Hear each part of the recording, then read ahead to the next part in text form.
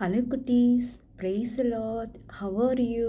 இந்த shine time ப்ரோக்ராமில், இந்த ஜெயம் டிவியில் உங்களை எல்லாரையும் நான் கர்த்தருடைய நாமத்தில் வாழ்த்துகிறேன், ஸ்தோத்தரிக்கிறேன். கர்த்தர் நாமத்துக்கு ஸ்தோத்திரம். ஓகே குட்டீஸ், நம்ம ஒவ்வொரு செக்மெண்ட்லேயும் மத்தேயு எழுதின சுவிசேஷத்தை நம்ம தியானித்துட்டு வரோம். கரெக்டாக? ஓகே, இந்த வாரம் மத்தேயு 16-17 நம்ம தியானிக்கலாமா? எல்லாரும் பைபிள் கொண்டு வந்துட்டிங்களா? நோட்டு கொண்டு வந்துட்டிங்களா? இன்னைக்கு நம்ம ஸ்டோரி கேட்கலாமா? ஓகே, இன்னைக்கான மனப்பாட வசனம் மத்தேயு 16ஆம் அதிகாரம் 24ஆம் வசனம். படிக்கலாமா? அப்பொழுது இயேசு தம்முடைய சீஷர்களை நோக்கி, ஒருவன் என்னை பின்பற்றி வர விரும்பினால் அவன் தன்னைத்தானே வெறுத்து தன் சிலுவையை எடுத்துக்கொண்டு என்னை பின்பற்ற கடவன். இன்னொரு முறை படிக்கலாமா? அப்பொழுது இயேசு தம்முடைய சீஷர்களை நோக்கி, ஒருவன் என்னை பின்பற்றி வர விரும்பினால் அவன் தன்னைத்தானே வெறுத்து தன் சிலுவையை எடுத்துக்கொண்டு என்னை பின்பற்ற கடவன். சரியா குட்டீஸ்? நம்ம எல்லாவற்றையும், இதனுடைய அர்த்தம் என்ன தெரியுமா? ஒருவன் என்னை பின்பற்ற வர விரும்பினால் அவன் தன்னைத்தானே வெறுத்து. அப்படின்னா என்னது? ஏசப்பாவை நம்ம பின்பற்றி போகணுன்னா தன்னைத்தானே வெறுத்து தன் சிலுவை எடுத்துக்கொண்டு பின்பற்ற கடவன் அப்படின்னு ஏசப்பா சொல்கிறாரு. தன்னைத்தானே வெறுத்துனா என்னது? நம்மளுடைய சுய இச்சைகளை வெறுத்து, பாவத்தை வெறுத்து அவருக்கு பிடிக்காத விஷயங்களை வெறுத்து தன்னுடைய சிலுவையை எடுத்துக்கொண்டு அவரை நம்ம பின்பற்ற கடணும். அப்படின்னா என்ன தெரியுமா? நீங்கள் கேட்கலாம், நம்ம என்ன பெரிய பாவம் பண்ண போகிறோம்னு கேட்போம் இல்லையா? ஒரு சின்ன பொய் கூட, ஒரு சின்ன கோபம் கூட, எரிச்சல் அடைகிற ஒவ்வொரு வார்த்தையை கூட நம்ம சாக்ரிஃபைஸ் பண்ணும் பொழுது நம்ம ஏசப்பாவுக்கு பிரியமான பிள்ளைகளாக இருக்கலாம். சரியா குட்டீஸ்? அது மட்டும் இல்லை குட்டீஸ், நம்ம ஏசப்பாவை முழுமையாக உண்மையாக நேசிக்கணும். தன்னை நேசிக்கிறவர் ஏசப்பா என்ன சொல்லியிருக்கிறாரு? தன்னை முழு இருதயத்தோடு அவரை நம்ம நேசிக்கணும். அடுத்த கட்டளை என்னது? தன்னை நேசிக்கிறது போல் பிறரையும் நம்ம நேசிக்கணும்னு ஏசப்பா நம்மளுக்கு பிரதான கட்டளையாக கொடுத்துருக்கிறாரு. நீங்கள் நல்லா காணிக்க போடலாம், நீங்கள் நல்லா பைபிள் வாசிக்கலாம், நீங்கள் நிறைய சுவிசேஷம் பண்ணலாம். ஆனால் உங்கள் உள்ளத்தில் அன்பு இல்லைன்னா நம்ம ஒன்றுமே இல்லை இல்லையா? அப்போது என்ன சிலுவை எடுத்துகிட்டு போகணும்? நம்ம வீட்டில் இருக்கும் பொழுது கூட ஒருத்தருக்கு ஒருத்தர் என்ன நம்ம பண்ணோம்? சாக்ரிஃபைஸ் பண்ணணும், மன்னிக்கணும். நம்ம மகிழ்ச்சியாக இருக்கணும்னா என்ன தெரியுமா பண்ணணும்? ஃபஸ்ட்டு மற்றவங்கள நம்ம மன்னித்து பாருங்களேன், நீங்கள் ஹாப்பியாக இருப்பீங்க. நீங்கள் மற்றவங்கள ஏசப்பாவுக்காக நீங்கள் நிறைய சாக்ரிஃபைஸ் பண்ணும்பொழுது ஏசப்பா உங்களுக்கு ஒரு பெரிய அற்புதத்தை செய்வார். சரியா குட்டீஸ்? அது மட்டும் இல்லை, ஏசப்பா இன்னும் சொல்கிறாரு, மனுஷன் உலகம் முழுவதும் ஆதாயப்படுத்தி கொண்டாலும் தன் ஜீவனை நஷ்டப்படுத்தினால் அவனுக்கு லாபம் என்ன? மனுஷன் தன் ஜீவனுக்கு ஈடாக என்னத்தை கொடுப்பான்? மத்தேயு 16:26 ஏசப்பா சொல்கிறாரு. ஆமாம் குட்டீஸ், இந்த உலகத்தில் நம்மளுக்கு நிறைய ஆசீர்வாதம் இருக்குது. இந்த உலகத்தில் நம்ம நிறையா தீமைகளும் இருக்குது, நன்மைகளும் இருக்குது இல்லையா? இந்த உலகத்தில் அனுபவிக்க எனக்கு அதிகாரம் உண்டு. ஆனால் ஒன்றிலும் நம்ம என்ன பண்ணக்கூடாது? அடிமைப்பட்டு போகக்கூடாது. இப்போ இருக்கிற எல்லா ட்ரெண்டிங்லேயும் என்ன பண்ணுறீங்க? எனக்கு இந்த பொம்மை வாங்கி கொடுத்தாதான் நான் ஹாப்பியாக இருப்பேன், எனக்கு இந்த ட்ரெஸ்ஸு வாங்கி கொடுத்தாதான் நான் ஹாப்பியாக இருப்பேன், எனக்கு இந்த கார் இருந்தால் தான் நான் ஹாப்பியாக இருப்பேன், எனக்கு இந்த கட்டிடம் நிறைய பில்டிங் இருந்தால் தான் எனக்கு ஹாப்பியாக இருப்பேன், எனக்கு புது வீடு இருந்தால் தான் ஹாப்பியாக இருப்பேன்னு மனுஷங்க எதை நோக்கி போகிறாங்க தெரியுமா? இந்த உலகத்தை ஆதாயப்படுத்தி கொள்ளணும்னு வேகமாக ஓடுறாங்க. அவங்களுக்குள்ள பாவ உணர்வுகள் வருகிறது இல்லையா? அது மட்டும் இல்லை குட்டீஸ், நமக்கு கூட தோணலை, எனக்கு இந்த பெண் இருக்குது, என் ஃப்ரெண்டுக்கிட்ட 2 பெண்ணு சூப்பராக இருக்குது, அதே மாதிரி ஒரு பெண்ணை நான் வாங்கினா எனக்கு ரொம்ப நல்லாயிருக்கும். ஆசைப்படுறது தப்பு இல்லை. ஆனால் கர்த்தருக்கு பிரியமானதாக இருக்கணும் இல்லையா? நம்மளோட எல்லாம் யார்? கர்த்தருடைய பிள்ளைங்க. கர்த்தருடைய பிள்ளைங்க எப்படி இருக்கணும்? அதுக்கேற்ற மாதிரி நம்மளை சாக்ரிஃபைஸ் பண்ணி அவருக்கு பிரியமானதாக இருக்கணும். ஏசப்பா, எனக்கு நல்ல உணவு கொடுத்துருக்கீங்க, அதற்காக ஸ்தோத்திரம். எனக்கு நல்ல வீடு கொடுத்துருக்கீங்க, அதற்காக ஸ்தோத்திரம். எனக்கு நல்ல ஸ்கூலை கொடுத்துருக்கீங்க, அதற்காக ஸ்தோத்திரம். எனக்கு நல்ல பேரண்ட்ஸை கொடுத்துருக்கீங்க, அதற்காக ஸ்தோத்திரம். எனக்கு நல்ல ஃப்ரெண்ட்ஸை கொடுத்துருக்கீங்க ஏசப்பா, அதற்காக ஸ்தோத்திரம். ஆனால் என்னை நீங்கள் ஆசீர்வதிச்சதற்கு நான் உங்களுக்கு என்ன செய்யணும்? உங்களை மாதிரி நான் சாக்ரிஃபைஸ் பண்ணி மற்றவங்கள மன்னிக்கிறவர்களாக இருக்கணும். மற்றவங்கிட்ட நம்ம குற்றத்தை சொல்லக்கூடாதவர்களாக இருக்கணும். குற்றம் கண்டுபிடிக்கிறவர்களாக இல்லாமல் இருக்கணும். அதெல்லாம் ஏசப்பாவுக்கு அருவருப்பான காரியங்கள் இல்லையா? நீ பெருமை பாராட்டாதவனாக இருக்கணும். இந்த காரியத்தில் நான் பெருசாக சாதிச்சிட்டேன்னு சொல்லி நீ உன்னை பெருமை பாராட்டக்கூடாது. உன்னை தாழ்த்துகிறவராக இருக்கணும். சரியா? அப்போது நம்மளை சாக்ரிஃபைஸ் பண்ணும்பொழுது உங்கள் சாக்ரிஃபைஸ்க்கு ஏற்ற மாதிரி ஏசப்பா என்ன பண்ணுவார்? இந்த பூமியில் நீங்கள் ஜீவனோடு இருக்கிறதுக்கும் நீடித்து வாழ்கிறதுக்கும் நீங்கள் என்ன பண்ணணும்? உங்கள் தாயையும் உன் தகப்பனையும் கனம் பண்ணணும்.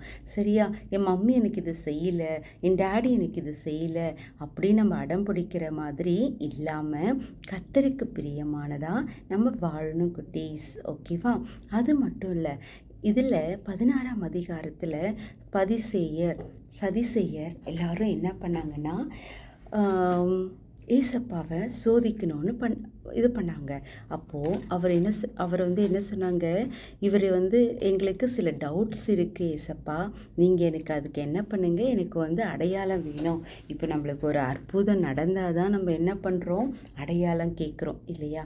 எனக்கு இது நடக்கணும்னா எனக்கு இது ஒரு அற்புதம் வேணும், இது நடக்கணும்னா எனக்கு ஒரு என்ன பண்ணுறது, ஒரு அற்புதம் வேணும் அப்படின்னு நம்ம அடையாளத்தை நம்ம தேடுறோம். கரெக்டாக? எனக்கு இது வேணும், அது வேணும், இது எனக்கு நீங்கள் செஞ்சீங்கன்னா இதுக்கு எனக்கு ஒரு அடையாளத்தை காட்டுங்க, அப்போ நான் நம்புகிறேன் அப்படின்னு நம்ம பேரண்ட்ஸ் கிட்ட கேட்போம் இல்லையா?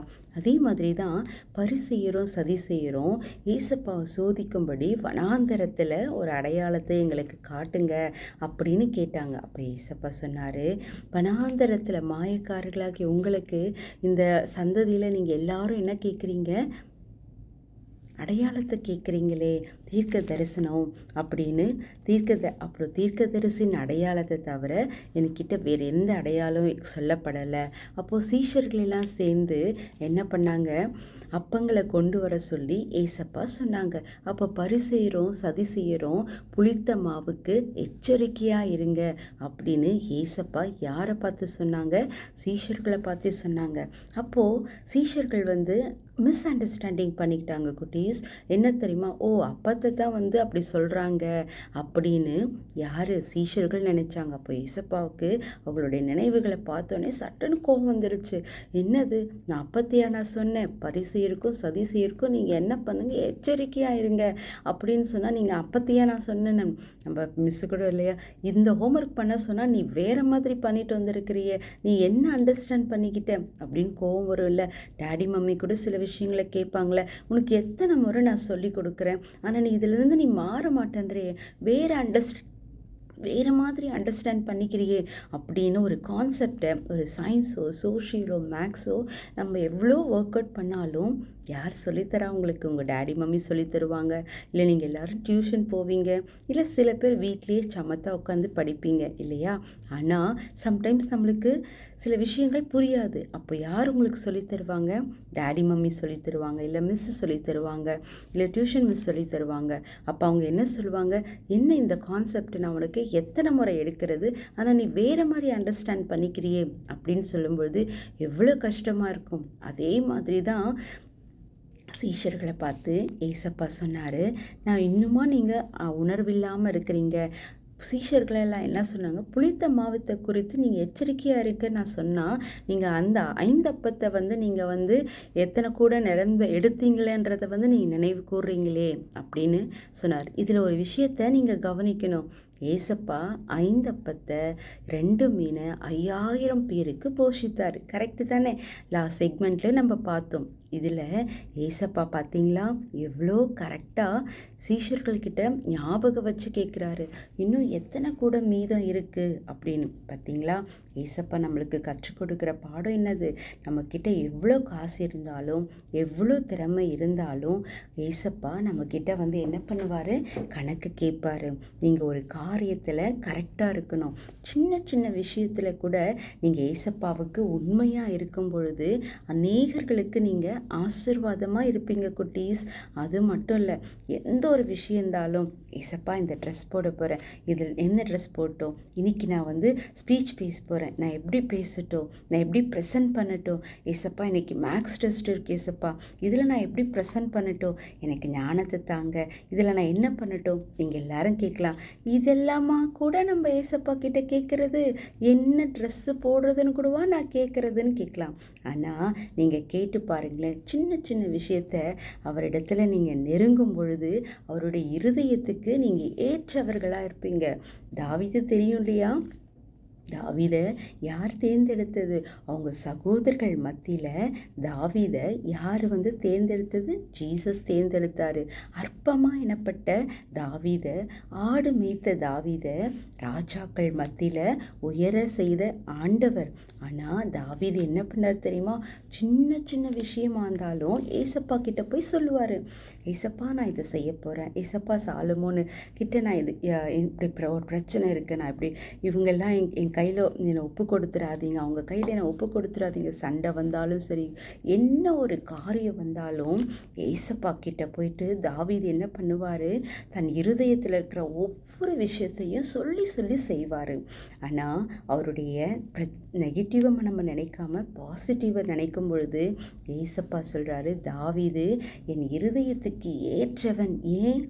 அவன் எப்போவுமே ஏசப்பா கிட்ட சின்ன சின்ன விஷயம் என்ன ஆனாலும் போய் கேட்டு கேட்டு கேட்டு செய்கிறதுனால தாவீது எப்படி ஏசப்பாவோட இருதயத்துக்கு ஏற்றவராக இருந்தாங்க. அப்போ நீங்களும் நானும் எப்படி இருக்கணும்? ஏசப்பாவுடைய இருதயத்துக்கு ஏற்றவர்களாக இருக்கணும். சரியா குட்டீஸ்? நம்ம என்ன பண்ணும்? தன் சிலுவையை அவருடைய எடுத்துக்கொண்டு அவரை நம்ம பின்பற்ற கடணும். சரியா? அது மட்டும் இல்லை, எல்லாவற்றிலும் நம்ம எச்சரிக்கை உள்ளவர்களாக இருக்கணும் அப்படின்னு ஏசப்பா சொல்கிறாரு. எல்லாவற்றிலும் நம்ம எச்சரிக்கையாக இருக்கணும்னா எதில்? உங்கள் வீட்டு காரியத்தில், உங்கள் ஸ்கூலில் நீங்கள் என்ன கேட்கணும் தெரியுமா? ஏசப்பா இந்த நாளில் நான் பரிசுத்தமாக இருக்கணும், இன்றைக்கி நான் ஸ்கூலுக்கு போகிறேன், வேனில் போகிறேன், நான் துதிக்கணும், அந்த கிருபை தாங்க. நீங்கள் கேட்கலாம், எப்போ பார்த்தாலும் நான் ஏசப்பா வரேன். ஏசப்பா தான் உனக்கும் எனக்கும் பாதுகாவலர், தேற்றரவாளர். சின்ன விஷயமா இருந்தாலும் நீங்கள் அவர்கிட்ட சொல்லும் பொழுது அவர் உங்களை ஆசீர்வதிப்பார். வசனத்தை குறித்த தாகம் இருக்கணும். சரியா? எலியாவுக்கு எப்படி ஊழியம் பண்ணார், அதே மாதிரி நீங்களும் ஒவ்வொரு விஷயத்திலும் தேவனுக்கு பிரியமாக இருக்கணும். மோசேயை கொண்டு இஸ்ரவேல் ஜனங்களை வழி நடத்தின ஆண்டவர் உங்களை கொண்டு உங்கள் வீட்டை, உங்கள் ஸ்கூலில் இருக்கிற எல்லா ஃப்ரெண்ட்ஸையும் என்ன பண்ணுவார்? வழி நடத்துவார். உங்களை கொண்டு அநேகர்களுக்கு வெளிச்சமாக்குவார். சரியா குட்டீஸ்? ஓகே, இந்த செக்மெண்ட்டில் நம்ம மத்தேயு எழுதின சுவிசேஷத்தை நம்ம பார்த்தோம். அடுத்த செக்மெண்ட்டில் அடுத்த சாப்டரை நம்ம தியானிக்கலாம். ஓகேவா குட்டீஸ்? ஓகே, இன்னைக்கு நம்ம ப்ரேயர் பண்ணலாமா? Close your eyes. ஏசப்பா, இதோ இந்த நிகழ்ச்சியை பார்த்து கொண்டிருக்கிற ஒவ்வொரு சிறு பிள்ளைகளை உங்கள் இரத்த கோட்டைக்குள்ளே மறைத்து செபிக்கிறேன்ப்பா. அப்பா, பிள்ளைகளுக்கு எதிராக உருவாக்கப்படுகிற எல்லா பிசாசின் வல்லமைகளை, தந்திரங்களை இயேசுவின் நாமத்தில் நான் கட்டி செபிக்கிறேன்ப்பா. இந்த நிகழ்ச்சியை பார்த்து கொண்டிருக்கிற ஒவ்வொரு சிறு பிள்ளைகளை நீர் தொட்டு ஆசீர்வதிங்க தகப்பனே. அப்பா, ஒவ்வொரு பிள்ளைகளும் அப்பா உமக்கென்று அண்டோரேசப்பா எழும்ப நீர் ஆசீர்வதியும். சிறு பிள்ளைகள் மத்தியில் ஒரு எழுப்புதலை உண்டாக்குங்க தகப்பனே. அதுக்கு தடையாய் வருகிற பிசாசின் வல்லமைகளை தந்திரங்களை இயேசுவின் நாமத்தில் நாங்கள் கட்டி ஜெபிக்கிறோம்ப்பா. அப்பா, சதிசெயர் பரிசெயருடைய புளித்த மாவு குறித்து நாங்கள் எச்சரிக்கையாக இருக்க எங்களுக்கு உதவி செய்யுங்கப்பா. இதை பிள்ளைகளை வளர்க்கிற ஒவ்வொரு பேரண்ட்ஸையும் நீர் தொட்டு ஆசீர்வதிங்க. எவ்வளவோ பாரத்தின் மத்தியில், எவ்வளவோ தேவைகள் மத்தியில் பிள்ளைகளை படித்து வைத்து கொண்டிருக்கிறாங்கப்பா. அவர்களை ஆசீர்வதிங்க ராஜா. அப்பா, பிள்ளைகள் அப்பா உமக்கென்று ஆண்டவரே வளர்க்க ஒவ்வொரு பேரண்ட்ஸையும் ஒப்பு கொடுக்க நீர் உதவி செய்யுங்க தகப்பனே. இந்த உலகத்தில் நாங்கள் எத்தனை பேர் நாங்கள் ஆதாயப்படுத்தி கொண்டாலும் தன் ஜீவனை நஷ்டப்படுத்துகிறவன் ஆண்டவரே, அது லாபம் என்ன ஆண்டவரே? சப்பா, ஒவ்வொரு சிறு பிள்ளைகளுடைய ஆத்மா உமக்கு சொந்தமானதப்பா. அந்த ஜீவனில் ஒரு பலனை, தேவ பலனை கொடுங்கப்பா.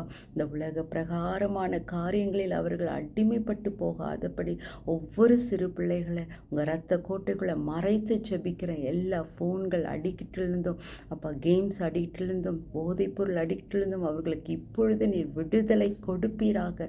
இயேசுவின் நாமத்தினால் நம்முடைய உயிர்த்தெழுந்த வல்லமை ஒவ்வொரு சிறு பிள்ளைகளுடைய அப்பா இறங்கட்டும். அப்பா, அவர்களை தொடுவீராக இயேசுவின் நாமத்தினால.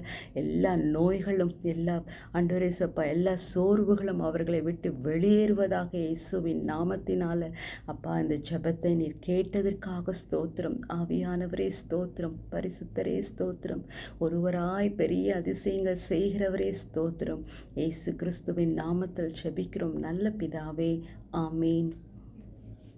ஓகே குட்டீஸ், praise the Lord. Next week பார்க்கலாம்.